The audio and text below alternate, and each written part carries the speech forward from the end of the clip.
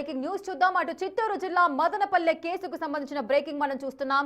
ఇక ఆ కేసుకు సంబంధించిన నిందితుడు పోలీసుల అదుపులో లేడని చెప్పారు డీఐజీ. హత్యకు గురైన బాలిక మృతదేహానికి పోస్ట్ మార్టం పూర్తయింది అన్నారు డీఐజీ. జిల్లా ఆసుపత్రిలో మృతదేహానికి Kurnool range DIG Koya Praveen, sub collector Kalyani, Kadapa SP Nachiket, Vishwanath దగ్గరుండి పోస్ట్ మార్టం పూర్తి చేయించారు. బాలిక తల్లిదండ్రులతో సీఎం చంద్రబాబు ఫోన్లో మాట్లాడారు. ఘటనపై తీవ్ర విచారం వ్యక్తం చేసిన ఆయన ఎట్టి పరిస్థితుల్లోనూ నిందితుడిని వదిలిపెట్టే ప్రసక్తే లేదన్నారు. చట్టపరంగా కఠిన శిక్ష పడేలా చేస్తామని హామీనిచ్చారు.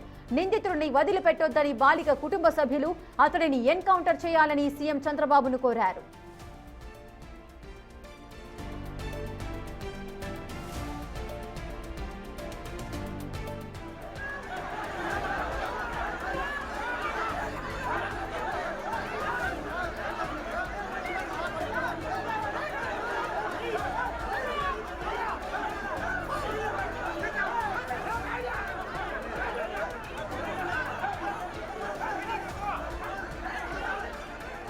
మదనపల్లిలోని నీరుగట్టువారిపల్లిలో 7 ఏళ్ల రిషికా ప్రియకు పక్కింట్లో ఉండే కులవర్ధన్ అనే వ్యక్తి మాయమాటలు చెప్పి తన ఇంటికి తీసుకెళ్లాడు. బాలికపై అత్యాచారం చేసి అనంతరం డ్రమ్ములో ముంచి హత్య చేశాడు. సోమవారం సాయంత్రం నుంచి బాలిక కనిపించకపోవడంతో కుటుంబ సభ్యులు పరిసరాలు మొత్తం గాలించారు. బాలిక ఆచూకీ లభించకపోవడంతో చివరకు 1 టౌన్ పోలీస్ స్టేషన్లో ఫిర్యాదు చేశారు.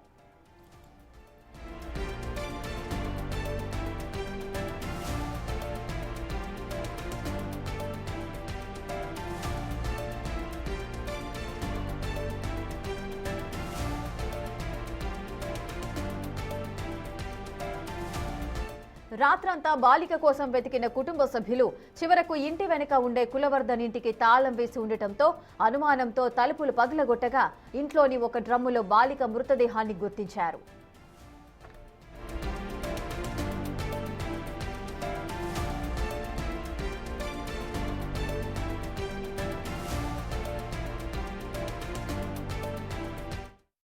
గంటల కాడ మా అత్తలు చూసుకున్నారండి సార్. అంత చుట్టుపక్కల అంతా వెతికినారు. నేను 5:30 డ్యూటీ నుంచి ఫోన్ చేసిన, ఏం చేస్తారు లేదు పిల్లోళ్ళు సరేలే వస్తుంది వాళ్ళ ఫ్రెండ్ వాళ్ళకి పడిపోయింటుంది అనుకున్నాను. ఇంటికి వచ్చి వాళ్ళ ఫ్రెండ్స్ అందరికీ ఫోన్ చేసి ఎవరూ రాలేదు అంటే మళ్ళీ 7-7:30లో పోయి పోలీస్ కంప్లైంట్ ఇస్తే వాళ్ళు వచ్చి చెక్ చేసినారు. నేను ఒక్క అర్ధగంట వాడిని డోర్ పగలగొట్టేసినా బాగుండు సార్. డౌట్ వచ్చింది నాకు, ఆ పక్కల చుట్టుపక్కల చూడండి సార్ అన్న. ఆ డోర్ పగలగొట్టేసినా తెలిసిపోయింది, సరిపోయింది. నా బిడ్డ నాకు దొరికింది సార్ ఈరోజు.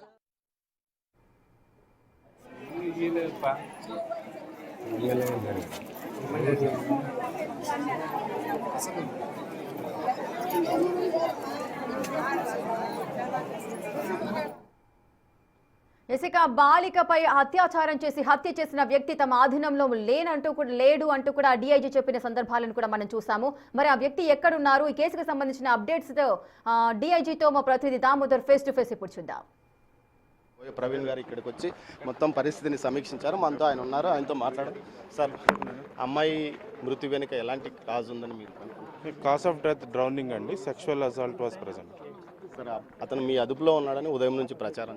అది నాకు ఇంకా తెలియదండి. ఇప్పుడైతే రావటం అయితే జరిగింది. అసలు అతను ఎవరు ఏంటి, ఎవరున్నారు ఏంటి అనేది ఇప్పుడు వెళ్ళిన తర్వాత ఇప్పుడు దానికి ఆల్రెడీ టీమ్స్ అయితే తిరుగుతున్నాయని అయితే సమాచారం ఉంది. ఖచ్చితంగా అతన్ని పట్టుకుని అతి కఠినంగా శిక్ష పడే విధంగా చేస్తాం. సార్, ఉదయం నుంచి గొడవ జరిగిన ఏదైనా అసాంఘిక శక్తులు ఉన్నాయా? అది కొంచెం మోటివేటెడ్ లాగే కనిపిస్తుందండి. ఎందుకంటే ఇప్పుడు జరిగింది దురదృష్టకరమైన సంఘటన, కానీ ఏ సంబంధం లేని ఆటో డ్రైవర్లు ప్లే కార్డులతో రావటం, లేకపోతే లెఫ్ట్ పార్టీస్ రావటం, లేకపోతే ఇంకేదో ఒక పార్టీ ఉంటుంది ఇట్లాంటి ఇలాంటి యాక్టివిటీస్ చేసే వాళ్ళందరూ వచ్చి ధర్నాలో కూర్చొని స్లోగన్ చేయడం అంతా చూస్తే ఇది డెలిబరేట్గా కొంతమంది ఈ సిచ్యువేషన్ ఇక్కడ ఎక్స్ప్లాయిట్ చేసి ఇప్పుడు 6-7 అవర్స్ బెంగళూరు హైవేని జామ్ చేయటం, ఇదంతా కొంతమంది కావాల్సుకుని కూడా చేసినట్టయితే ఉంది. దానిపైన కూడా మేము చర్య తీసుకుంటామండి. ప్రశాంతమైన మదనపల్లిలో ఈ గంజాయి ఈ మధ్య కాలంలో ఎక్కువగా పట్టుబడింది. గతంలో ఉన్న వ్యవహారం ఇప్పటికీ కొనసాగుతుందని స్థానికులు అంటున్నారు. దీనిపైన పూర్తి స్థాయిలో ఎలాంటి చర్యలు తీసుకుంటారు? గంజాయి మీద అన్నమయ్య జిల్లా పోలీసు చాలా ప్రత్యేకమైన శ్రద్ధ పెట్టిందండి. ఇటీవల వారం క్రితం కూడా 200 కేజీలు సుమారుగా గంజాయి పట్టుకోవడం జరిగింది.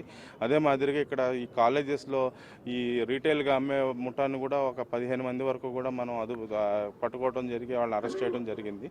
దాని ఫార్వర్డ్ బ్యాక్వర్డ్ లింకేజెస్ అన్నీ కూడా మేము చాలా క్లుప్తంగా ఇక్కడైతే కన్జంప్షన్ ఉందండి ఈ ఏరియాలో. బికాజ్ ఇక్కడ టమాటా మార్కెట్ ఉండటం, తర్వాత ఈ మగ్గాలు ఉండటం, అవుట్ సైడ్ పీపుల్ వచ్చి ఉండటం వల్ల అయితే జరుగుతుంది. దాని మీద చాలా మనం పకడ్బందీ వ్యూహంతో దాని మీద ముందుకు వెళ్తున్నాం అండి. ఇంకా ఫ్యూచర్లో కూడా ఈ ఏరియాస్ హాట్స్పాట్స్ అన్ని ఐడెంటిఫై చేసి కార్డన్ సర్చ్ ఆపరేషన్స్ చేసి కూడా ఇంకా కఠినంగా వ్యవహరిస్తాం. అంటే సబ్ కలెక్టర్ కళ్యాణ్ గారు ఉన్నారు మేడం, ఆ కుటుంబానికి ఎలాంటి ఆర్థిక సాయం అందించారు? డిస్ట్రిక్ట్ అడ్మినిస్ట్రేషన్ నుండి ఏదైతే జరగాలో అది ఖచ్చితంగా చేస్తామండి కంప్లీట్లీ.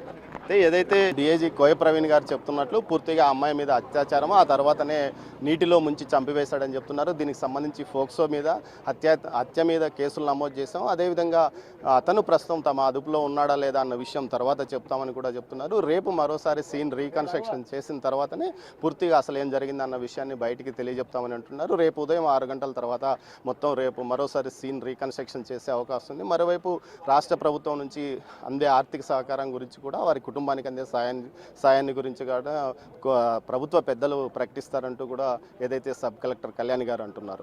దామోదర్ మదనపల్లి ఆసుపత్రి